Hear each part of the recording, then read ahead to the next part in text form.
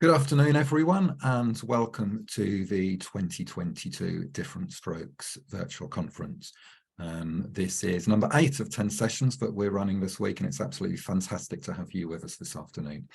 I'd like to start by thanking our sponsors, Bolt, Bird and Camp. As ever, we really appreciate your support. One of the really important aspects of what we do at Different Strokes is to really put the stroke survivors at the heart of everything that we do, and to amplify the voices of stroke survivors as much as we can. And I'm therefore delighted this afternoon that we have a fantastic session lined up with 3 young stroke survivors, Bridie, Daniel and Greg. And we're going to be focusing on the invisible aspects of stroke. Just to start, in a moment, I'll ask the 3 of them to introduce themselves, but just to start with a little bit of housekeeping. Firstly, this session is being recorded, but the only people that will be appearing on camera are myself, Greg, Bridie and Daniel. So please rest assured that for those of you who are watching this, your details are not being captured or stored in any way whatsoever. You're probably highly familiar with the chat function. I can see I've had a lot of comments already, most of them along the lines of it's still raining where everyone is. But please do use that chat to say hi to us and for any general comments that you have regarding the session. In addition, we have a Q&A function. So if you do have some questions, please do use the Q&A function. I'd ask you specifically to use Q&A and not chat, as we're therefore most likely to pick it up in the Q&A. We have had a number of questions come through in advance, but we'll do our best to get through a few questions as they come through the Q&A as well. So I'd just like to start, before we get to the questions, by asking the panel if they'd like to introduce themselves. Bridie, would you like to go first, please? Yeah. Hi everyone, I'm Bridie, I'm 29 and I had a stroke when I was 17. I was a teenager and it was around Christmas time 2010. So yeah, I've now developed a condition called central pain syndrome. That's my main effect of my stroke. And obviously, as you can see, it's an invisible condition, but it is very debilitating for me. So yeah, that's my main thing, what affects me, as well as fatigue and yeah, coming to terms with this new condition. Lovely. Thank you, Bridie. Daniel?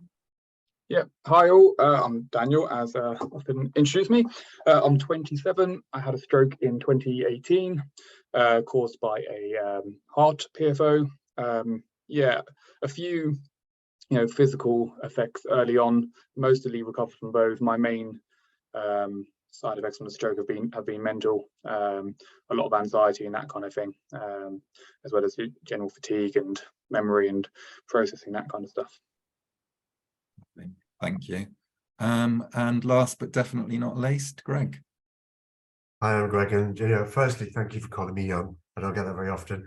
I was when I had my stroke. I was 28. Well, I say young. Even a fetus can have a stroke, so I wasn't that young.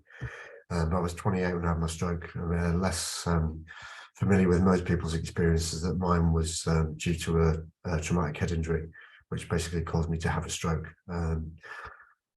Which basically just completely changed my life. I mean, I might as well have, the person I used to be might as well have died, and I had to grieve that person and all that, everything that I thought I was. I had to just relearn how to do everything. I had to learn to walk, learn to do everything, to write, do everything literally from scratch again, age 28. The worst thing about that is, of course, being invisible. People looked at me and thought, but you're exactly the same as you used to be.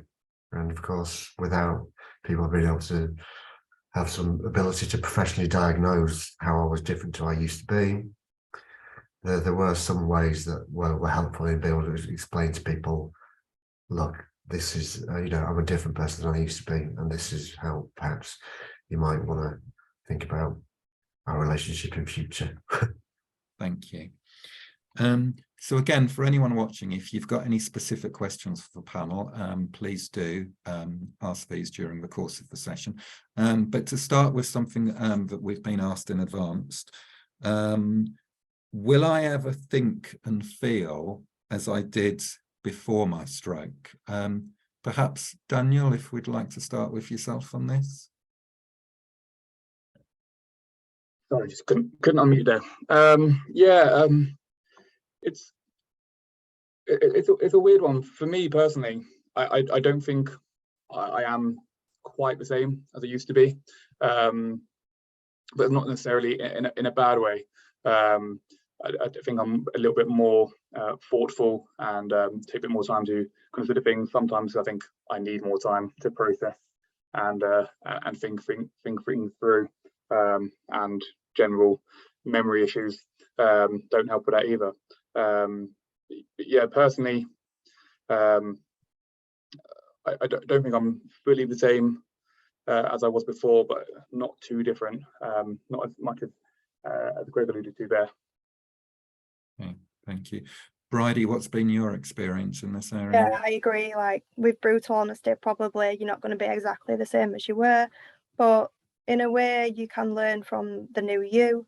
It's a learning process really, and obviously there's going to be struggles and a lot of times where you're grieving for the old you, but yeah, just give yourself some time to come to terms with it and learn from yourself as well, really.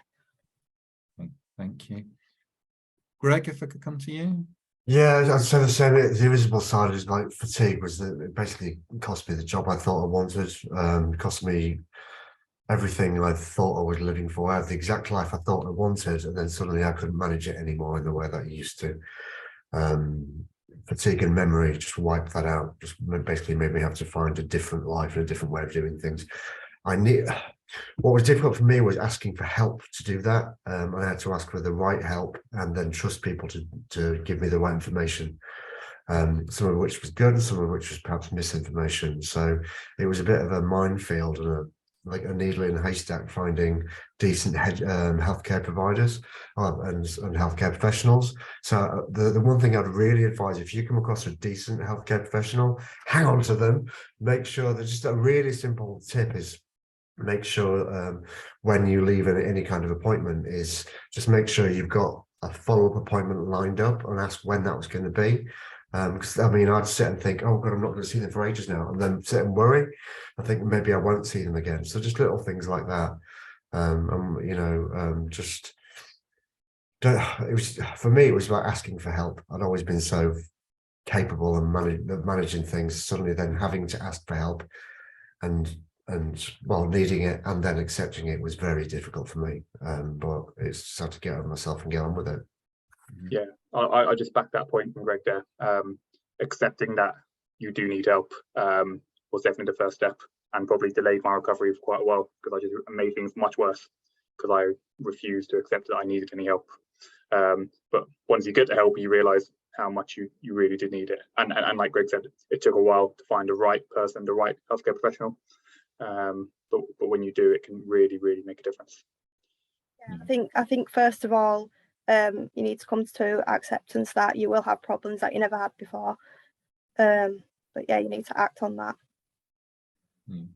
So all of you have touched on this area of acceptance and so forth, and obviously how that can affect on your emotions. So Greg, I wonder if we could expand on this a little bit more with another question that we've had come in, which are there any techniques that you'd recommend for controlling your emotions?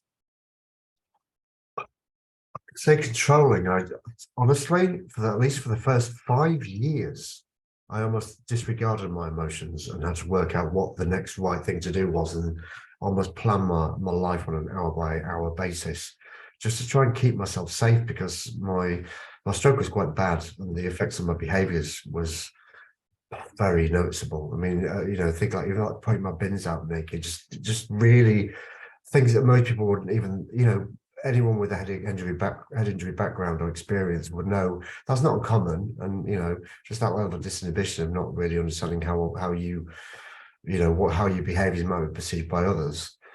It's just like little things like that. I mean, there was for me, for that one, I used to have a note on my door saying, make sure you're clothed before you leave the house. Now, anyone that has that on their door that you visit, people would think, well, most people would think, why on earth would someone need that? So I think to me, it's almost about like Bridie said, like brutal honesty is that when you approach, when you meet someone new, almost just get it out of the way first, almost like pulling a plaster off, saying, if I'm inappropriate, maybe, please let me know. I mean, my partner and I have a red card, yellow card thing where if I'm inappropriate, or if I start to behave a little bit differently, I'll get either a yellow card, or it's like you're pushing it a bit farther, or a red card, it's like you need to stop now, sort of thing. So, but then again, it's just about accepting that help. Because I mean, my first flare up was, don't you tell me what to do, but then, it's just a learning curve of bitter experience of just process you have to go through. And for me, it was a journey rather than a destination. And it's just trying to make the most of each day and trying to learn from the mistakes of each day, I guess. And just being able to ask for help on it really helped with that. Thank you. Bridie? Yeah, I think patience is key, really, with yourself and others as well. Obviously, it's hard for people to understand, but it's also frustrating for you, not being able to properly express how it affects you when it's not seen on the outside. But yeah, give yourself some space as well. Maybe even like start mood journaling or something that helps you pinpoint your emotions. Daniel, have there been any techniques that you've used yourself at all? Yeah, so dealing with emotion, something I'm still very much trying to deal with myself. It's quite a tough one. One in particular that I dealt with fairly early on was extreme anxiety and panic attacks, that kind of thing. Really sort of affected my life first year, and it wasn't until I accepted I needed help and tried to get the right person to help me that kind of became manageable. So yeah, panic, I guess, counts as emotion maybe. But on the other things, yeah, I'm still working on them, trying meditation and breathing techniques and stuff like that. But yeah, still work in progress for me on some of the other things. But I think I'm much more willing now to try new and different things. Before, I just wasn't. I kept trying to, as I said earlier, and it wasn't happening or ignore it. But I'm much more. My general approach is much more open and just like, yeah, I'm happy to try something new. Because I realized with the panic and anxiety stuff, the first few things I tried didn't work, but I kept going and kept trying new things, and eventually found the right thing, and it completely changed everything to do with anxiety and panic for me. It was cognitive behavioral therapy that worked for me. But even then, like, I tried different forms of CBT before. It was I had to try different therapists and different forms of accessing CBT until I found the one that worked for me. So yeah, I'm just much more open to trying new techniques, which maybe I probably would have thought was silly or whatever before. But yeah. Yeah, I feel the same. I suffered massively with my mental health, and it has improved in time. Obviously, it still affects me, but it's recognising when you need the help and recognising your symptoms. And yeah, trying out different therapies. I've been through CBT as well, and it did help at the time. Yeah, reassurance is great as well from the stroke survivor community. Yeah, I'm thankful that you can speak to other people who feel the same. We've actually had a question come in today asking if the panel would recommend some counselling. Bridie and Daniel, has this been fairly positive experience? Yeah, especially at the beginning. I definitely needed the help. Yeah, I mean, I had crippling anxiety where I couldn't really leave the couch. I just didn't want to go anywhere. I was just so full of fear. I didn't want to really do anything for a long time. And then I was just refusing any help. And I tried some different things, some different types of counselling. They didn't work. So then when people tried to suggest to me to try something else, I just refused. I said, I've tried already, don't want to do any more. Eventually found the right person that kind of worked for me, who offered CBT, but it worked in the right way. And I worked through it and really tried hard at it. And again, at the beginning, I thought it wasn't working, but I really tried hard. And now my life is totally different. Whereas, a good 6 to 9 months, it was like couldn't even leave the couch. So yeah, I think subconsciously you don't think it's working, but it is in the long run. You do notice little differences here and there. Yeah. Would you say, and this might be quite difficult to answer, but this is again another follow-up question. So I've had loads of questions come through already. Keep them coming. That's fantastic. But do you feel that in terms of counselling, it was the specific discipline or speciality with the counselling? You mentioned CBT that worked, or was it more about building a rapport with a particular individual counsellor? Yeah, for me it was. I tried normal, I don't know if it's normal counselling, whatever it is, but yeah, I tried a general kind of counselling thing that didn't really work for me. I tried CBT, sort of do it yourself kind of guided online CBT kind of thing, and again that didn't really work for me, but it took a while, and then I found this one CBT therapist who was used to be a soldier, but for whatever reason just the communication between him and I and our rapport just worked, and I think I trusted him, yeah, things really started, you know, making. I think early on, I think it was my first or second session, I had a panic attack during our call, and we were doing sort of online virtual calls. Panic attack during the call, and he sort of got me out of it really quickly. So that's when I was like, oh, this is working, and I kept pushing and pushing and pushing, and yeah. The same techniques I still use to this day, and they work really, really well. Yeah, it was really, really good for me. Greg, if I could bring you in, do you have any experience in this area at all? To be honest, a lot of it was to do with just my peer group and the people that I knew, they just didn't get it. So the thing for me, well, the thing was identification. It was like realizing this new normal I had to face was, I hesitate to use the word new normal because it sort of gets a lot of people's backs up, but it was true. It's like basically this is what the way things are now. Just being surrounded a bit more by other people who might just swift shifting peer groups of people who actually understood what was going through, made it less isolating of having to explain to everyone all the time, and you know, and not feel bad about, you know, the fact that I was a different person than I used to be. Emotionally, I wouldn't have coped without counselling. That for me was a big one. I didn't, you know, I'm a bloke, I can cope with this, but it's like, but the reality was I couldn't, and I needed professional help to be able to just almost grieve the death of the person that I used to be, and just accept and learn to love the new one that I've become. Yeah. We've had something that's been asked, which I guess kind of flips this question on its head a bit, but it would be good to know if any of the three of you have had experience of this. And this is someone saying that I don't have high feelings, either sense of enjoyment and achievement, or low feelings, being sad, depressed, upset, 18 months after having a cerebellar stroke. Will this come back, and how can I access those feelings? So this is obviously a different issue, less about controlling your emotions and more about wanting to get in touch with them. Greg?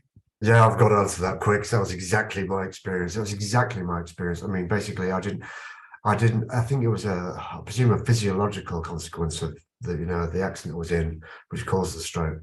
That meant that I just didn't, it was just, I had almost no feeling. And when the feelings did start to come back, they were overwhelming. And I suppose to me at the time, it seemed insane in retrospect. But just like Bridie said, just be forgiving of yourself and think, you know, just, you know, it is what it is. And just, you know, just learn from your experience. Like I said, it's a journey, not a destination. Just take each day, a day at a time, take it as it comes. I used to hide it a lot, but now I'm definitely more open because this is you. So, you know, you have to accept that. This is the new you. Yeah. Thank you. We've touched on a few of our answers on mental health, and I wonder if I can ask this now, which came in advance, which is what can be done with regards to more mental health support and acknowledgement after stroke. And the individual here comments that I lost so much that impacted on my job and my everyday life, but everything seems to be focused on the physical effects, not the cognitive or emotional effects. Bridie, perhaps? Yeah, that's something I do feel strongly about. I don't feel like I got enough emotional support at the time. It's probably not got any better since. You know, it was like 12 years ago for me. Yeah, I don't think general clinicians know enough about it to like follow on in progress from your initial prognosis. But I think really we just have to keep talking it out amongst each other and just let that be the education that's needed really for the health professionals, given your experiences, and make sure they're said loud and clear. Thank you. Daniel? Yeah, it's a tough one. I don't agree. I agree with Bridie. I do agree with Bridie. I don't think there's enough mental health support out there. I definitely didn't really find any. Within hospitals, I ticked a few boxes in assessments that I had, and they sort of passed me along, so I was fine. Which I obviously knew I wasn't. So I think there definitely needs to be more. And I think generally in a general culture, mental health awareness is definitely improving. So I think that we will find that start to change. Whether it changes quick enough to help some of us now, maybe not. But yeah, I think that's one of the things this group does so well, supporting each other, doing what we can as a group. If there's not necessarily the right services outside for us.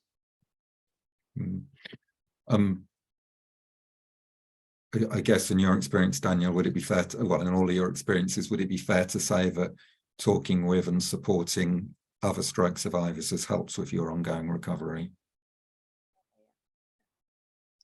Definitely, yeah. Being able to realise you're not alone, realise people are going through the same things, and also finding out about new techniques and things to try that you probably would never have known about, and how to deal with things, and learning from others is yeah, really good. Yeah. Greg, obviously we work closely together, so I know from your role that you're talking regularly with other stroke survivors, but would you say that this helps you as well in terms of your ongoing recovery? Absolutely. It's just that I'm not on my own, and it's just a little thing, isn't it? Like problem shared is a problem halved. And it's just, I mean, it sounds stupid to think, oh, thank God someone else has that same, just does the same thing as stupid as I do, you know. And it just takes the power away from it, makes you feel less bad about it. It's just and it's like I said, it's like being part of a new sort of family or community. It's just like it helps you accept the differences you know in yourself that you have to accept. Yeah. And we've had a question come in that I have no doubt will resonate with an awful lot of people, and that's what do you say to people who mean well? I've gone back to work. I've gone back to work with our work from home. Everyone thinks I'm fine and is congratulating my recovery. But I feel the need to manage expectations as I feel that I'm far from full recovery. Greg, would you have any thoughts, any particular advice on this? I think that's previously been said is brutal honesty. And sort of say to people, well, you know, it's an invisible illness for a reason. You probably won't understand how my behaviours have changed and how, you know, well, actually, I probably used to say, come and live with me for a couple of days, then you'll see. So when people see you on a very, very initial, superficial first glance, how are they going to know you're different or know what problems you might be facing? I mean, there are other things. I mean, like amnesia, like there are like cards you can get just to help people understand, especially with like memory, behavior, and actions. I mean, I've needed that. I've had to, well, I've been like, you know, approached by the police, for example, as well. My behaviour's been inappropriate, and it's like the classic one I always use is, well, I was at the queue at a supermarket, and someone eager me to move forward. Oh, well, you can go forward. Like, oh no, this fat man's before me. Just totally inappropriate, pointlessly, you know, pointing out someone else's, you know, just not understanding my situation, the social situation I'm in at all. Just the being around people who understand and can assist you with that. It's something you have to just develop. You have to trust people to do that. I mean, what I found was a lot of people who I thought were my friends didn't turn out to be my friends at all. They were just like fair weather friends. And my experiences, I found out who my friends actually were, and they were never who I expected. Simple as that. Really. Thank you. I get that a lot. Oh, you're looking really well. It's usually on my worst pain days as well. And obviously it's annoying for you, but obviously they don't know. But without seeming rude, you just have to be honest with them. And like you said, if people don't understand or accept you, that there's going to be differences and you're not going to have the same abilities you had, then they're not really worth staying around anyway. Absolutely. Daniel, has this been an issue of concern with yourself? If you had periods where you've had people congratulating you on your recovery where you haven't necessarily felt that way yourself? Yeah, had that one. I forgot you had a stroke a few times, which is always funny because I never forget. I remember every single day. But no, I've always been someone who's not too bothered about what other people think, so it hasn't been too much of an issue for me because I'm just not as bothered about what other people think. But I kind of tailor situations appropriately. So in work, from dealing with colleagues, I generally bring it up fairly early in a relationship with a new colleague, just because sometimes with memory issues and stuff like that, I don't want people thinking I'm just not paying attention or something sometimes, or I can just have a little processing issue where it might just take me a second more than normal. Just some things that would probably be odd if they didn't know otherwise. So I just give a very brief overview. And then with all my friends and family, just trying to be very open and honest, and as situations arise, just I might just feel the need to explain. But yeah, most of them, people just explain as I need to. And if someone has a negative thing or whatever, I'm not too bothered about what other people think. So, which is quite fortunate. It's funny you say that. People would say, "Oh, I forgot you had a stroke," because I get that sometimes as well. I don't have any feeling down my left side, so when I'm with friends and they're tapping me or something and I can't feel it, and they're like, "Oh yeah, I forgot that you can't feel that side of your body." And sometimes it helps to talk about it in a light-hearted kind of way. If you don't laugh, you'll cry. That's exactly. You know, learn the whole time it's been since my stroke. If you don't laugh, you'll cry. I think some people can often find it awkward to talk about. So trying to make it a little bit, not jokey, but kind of in that way, it makes it a little bit easier for people. Otherwise, they just find it very awkward because they don't really know what to say or do. But if you just kind of make it almost a jokey way, it can help just break the ice a little bit, even if you're not feeling particularly jokey. Yeah. Thank you. Greg, I'll start with you for the next one, because I believe from what I know that you've certainly had some experience with this, and that's if the panel have had experience of a job going wrong after their stroke. Yeah, I don't quite say. I mean, basically, I had the exact job I thought I wanted until I realised I couldn't manage full-time work anymore. It was as simple as that. I just couldn't manage full-time work in the same way I used to do. It wasn't just necessarily I couldn't manage full-time work and looking after myself. It was like combining the two took too much more effort. I could probably just about do it, but I wouldn't be able to actually have any kind of quality of life if I didn't work fewer hours. So having to work part-time rather than full-time was like a major shift in my my career motivations, everything I thought I wanted to be. That again comes back to just the acceptance of thinking I have to accept the new person that I am. What can I do about that? And so having to find a part-time role that was fulfilling, and you know, where I felt equally useful and contributing to society but still, you know, paid the bills, was difficult. But it just come back to acceptance and just like taking it day by day of thinking, how are things different? How is that making me feel? What can I do about that? More often than not, a lot of the time, you just think, is there anything I can do about that? No, then why are you trying? If you can do something about it, why are you not doing something about it? And you know, if I can't do anything, oh, who do I have to ask for help to help me manage it then? Daniel, have you experienced struggles in the workplace? Not so much. I've had this ongoing thing in my own head since my stroke of am I as clever? Have I lost intelligence, or am I as clever as I used to be? I guess. I'm not sure if I can ever been able to work it out. So maybe that probably is the answer to that. No, I'm not. Yeah, I've had to adjust maybe certain things. I haven't changed my career or anything. Fortunately, still managed to carry on, and generally I just adjust to a different situation.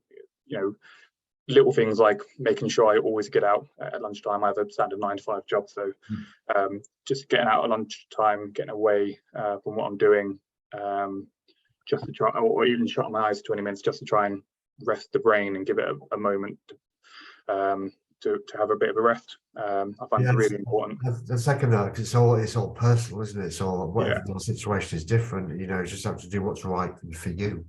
Yeah, definitely. Just finding the little things that really help me carry on performing in the way I would like to in my career. Yeah, it works pretty well. And just yeah, I think the societal pressure can sometimes have an impact on you. You know, what they expect of your age, but you have got to do what's best for you. I was very young at the time, so I was still in college. I managed to finish my course at home, but after that I wasn't in work for a good few years because I was still trying to adjust to this new pain condition, and it's very unpredictable. I don't know when I'm going to be okay-ish, and when I'm going to be like just bedbound and not being able to do anything. So yeah, it has been hard for me in that way. Now I'm in part-time work from home in my own hours, so that benefits me a lot. I think it's just about trying to find something that works for you, whether you're finding a new job or you're already in your job. Thank you.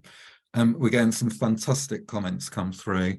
Far too many for me to go through all of them, but just to pick one or two out, we've had mention here of, I don't like the comment, oh, you don't look like you've had a stroke, which I'm sure that many people will have heard that before. What does that even mean? What was supposed to look like? Nothing's going to be painted on the outside to show you that you've had a stroke. So it's a bit of an off comment, really. And another one here. I think that the invisible symptoms of stroke appear so invisible that even stroke consultants and literature don't appear to mention it to their patients and families. That makes it harder to get understanding from our environment, colleagues, managers, partners, and loved ones. Yeah, I mean, I slipped through the net, so to speak, sort of NHS wise. So everyone thought, because I presented very well, you know, it sounded okay. So without really quite in-depth cognitive tests, they couldn't see what damage was there that needed, you know, strategies to compensate for. I mean, you know, I needed really in retrospect, it was really quite basic stuff, what people take for granted, like, you know, like chunking down numbers, you know, just like washing every day. It sounds really, you know, what people take for granted, that you just think, well, I'm basically almost like a baby again. You need to teach me how to live again. And it's, I mean, I think to anyone that's either newly diagnosed, don't be embarrassed about any simple, silly little things that you think how your behaviours have changed. Many of us have been there. So just, you know, give us a call and see what we can do about that. A comment strike question was also made about the hidden disabilities lanyard. Some of you may be familiar with the sunflower lanyard you can get, and also there's been a few comments in the chat about the Headway brain injury card. I think, Greg, I believe you've got one of them, don't you? I've got a wallet. I think, like I said earlier, it's like I've actually needed that on occasion, just to stop myself getting in, you know, people thinking I'm being ridiculously rude, when I'm probably just being honest. But then it's one of those social situations you learn to, if what you're saying isn't true, loving, and, you know, useful, then maybe don't say it. No, I would thoroughly recommend both the sunflower lanyard and the Headway brain injury card. I know that Headway is a fantastic organisation for people with a brain injury, so please do get in touch with them if you're interested in getting the brain injury card. The next question, and like everything that we're touching on today, there's no nice simple yes or no answers here. The question's been asked, do you find that your self-esteem, that your confidence is low? Now, obviously self-esteem and confidence is not linear. It's gonna go up and down, and it may not 100% be related to your stroke. But I wonder if you feel that your stroke has affected your self-esteem and your overall confidence. I had a great, I'm sorry to jump in, because while I remember, I had a great quote on that. If at first you don't succeed, redefine success. And that was what I had to do, basically just redefine what was important and what my values were, and what, you know, rather than managing a day in the way I used to, just find a new way of doing it, congratulating myself for being able to manage it differently and better than I did the day before. And it's, like I said before, it's a journey, not a destination. Just, you know, I struggle to believe how much help I needed and how desperate my situation was. But to look back on those days, sometimes it's really useful to think, look how far you've come, thanks to the help of the friends and family and healthcare professionals that I've had. Because if it wasn't for them, then I'd just given up a long time ago. And, you know, and myself, I chose not to. So, and anyone out there who's living with a stroke, you know, let's help each other manage to make our lives better. Yeah, thank you. Bridie? Yeah, 100%. I think my self-esteem and confidence has been affected. I find myself comparing my life to other people my age, obviously in their 20s. But I think I am learning to, once again, accept and be comfortable with my differences, and yeah, just keep moving forward with those. Yeah. Daniel? Yeah, I mean, there's a few different examples I can give, and most of it is, the answer is, I just needed time to come to terms with all. You know, my confidence did drop, and self-esteem did drop.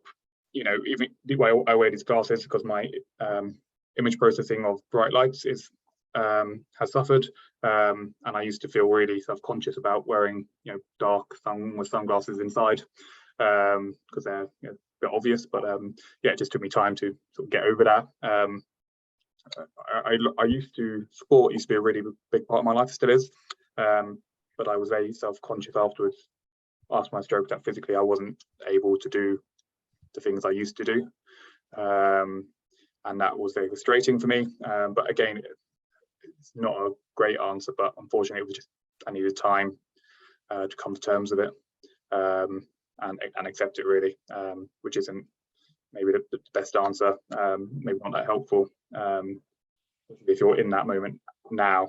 But like Greg said, when you do take a step back later on and look back where you were and where you've come to, you're quite pleased with your progress you've made. But yeah, most of them for me, self-confidence, self-esteem, took time, really, and that whole anxiety thing, getting over that made a big difference in it all.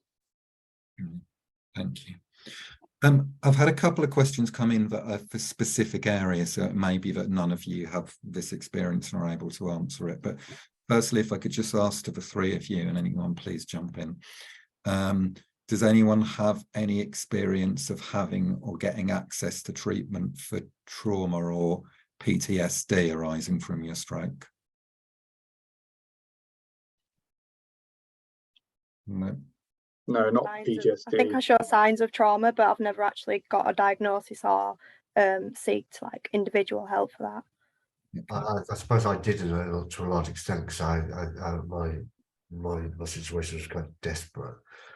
So I mean, I was dealing with a local head injury centre, which basically identified exactly what issues I may be struggling with, but they needed that real the sort of thing a GP is not going to pick up on, you know, things that are more like the invisible side, you know, just memory, concentration, just complete difference in capabilities, and me being able to accept those and the psychological impact of that. I'm nothing short of like grieving the death of the person I used to be.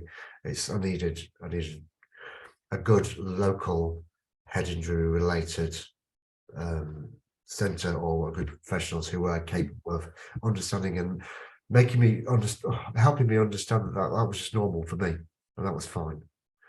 Yeah, I saw a neuropsychologist at the time, so I think having a bit of a health background does help. Yeah, because they know what they're talking about. Yeah. That spoke to me, they said, "Oh, you're fine, you're fine." I think, well, perhaps I think at the time, it was quite a while back, I think it was a time when GPs were being educated into a bit more awareness of the unseen, like head injuries sort of symptoms, because it wasn't commonly known about, even in at that level. Thank you. Another specific question.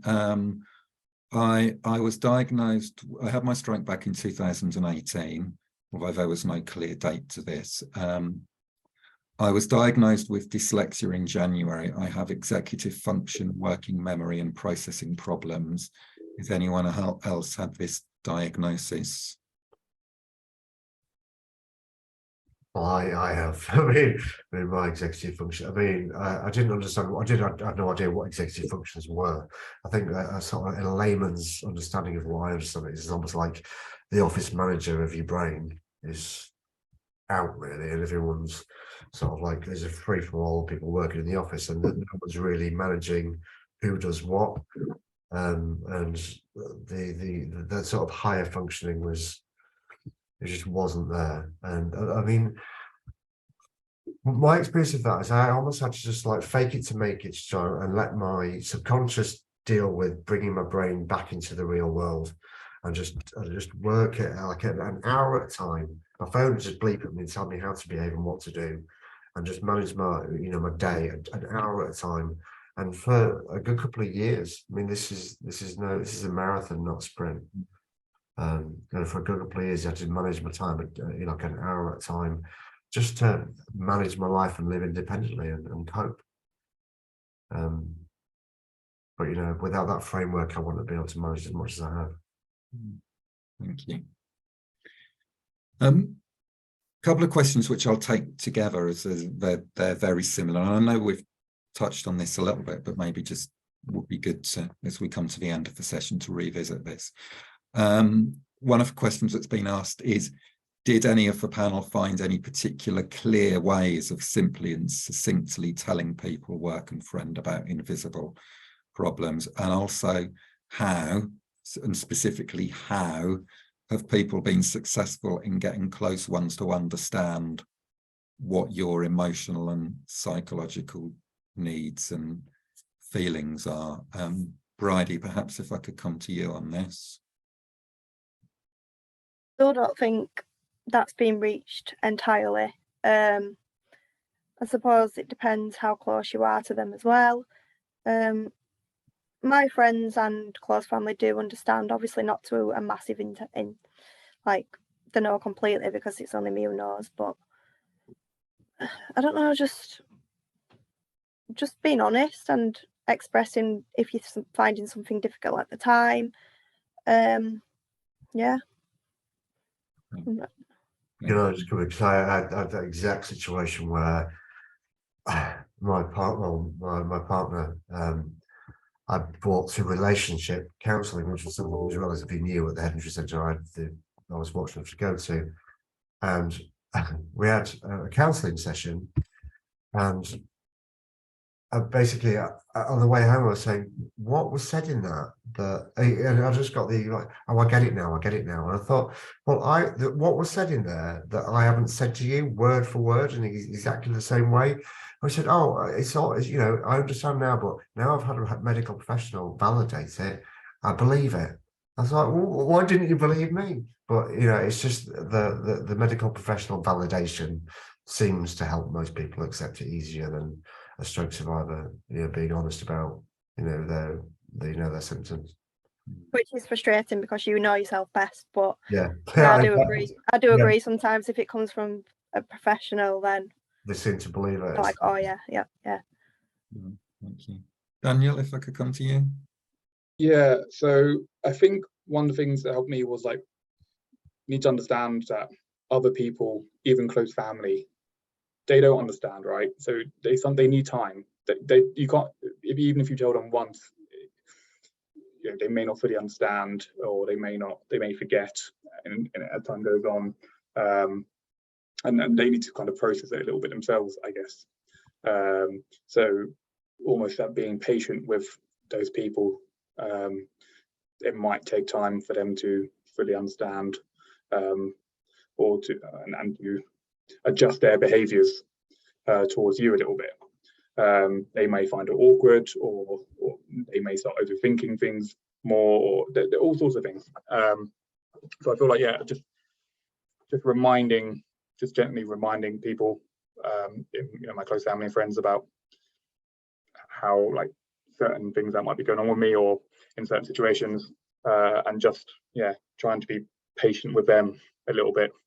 Yeah, I've often found that humour is the best way of dealing with that. So just like it's just like humour is the best medicine. Just you know, it's insane, it's strange. Let's just laugh about it. Otherwise, we'll cry. Thank you. We can't opt out of our brain injuries. We can't, you know, we can't change that. So it's just making sure they know that this is you now, and you're not putting a pretense on or anything. It's just, yeah. Thank you. And then I think just the last question that I'd like to ask today, which we received in advance, and I imagine this comes from a perspective of a stroke survivor who's probably had a number of setbacks, as happens to most people during their ongoing recovery, and that's, how do we keep picking ourselves up time after time? What's your option?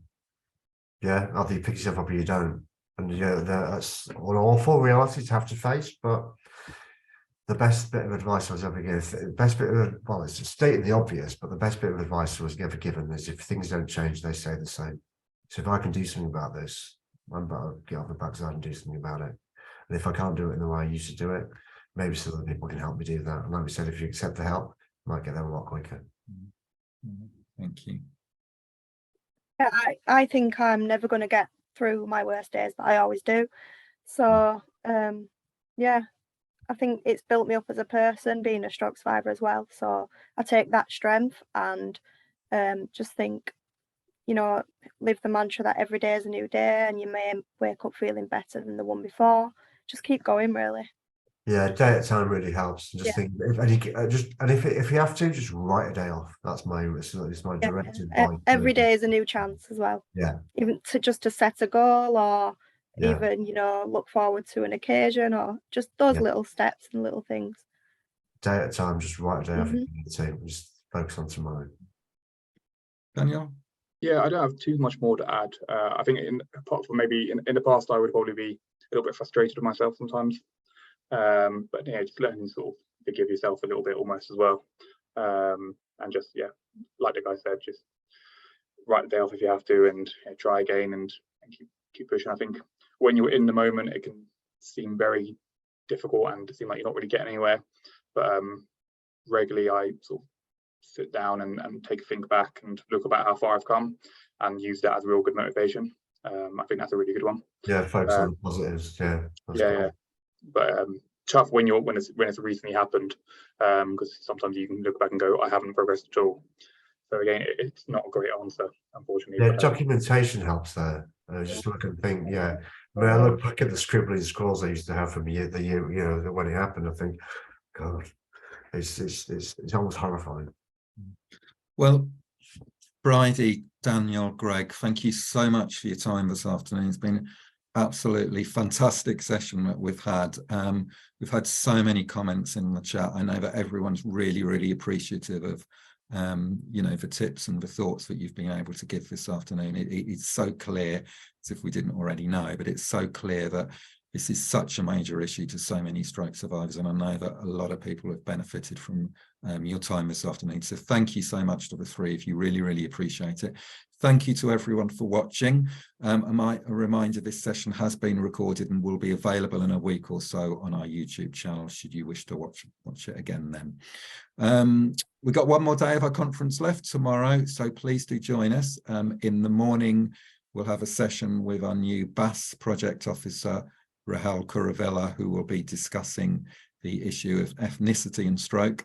And then tomorrow afternoon, we have our panel of experts discussion chaired by our Chair of Trustees, Ranj Palmer. So please do join us for both those sessions. Once again, thank you to everyone for viewing. Thank you to Greg, Bridie and Daniel, and we'll see you soon. Bye-bye. Thanks, everyone.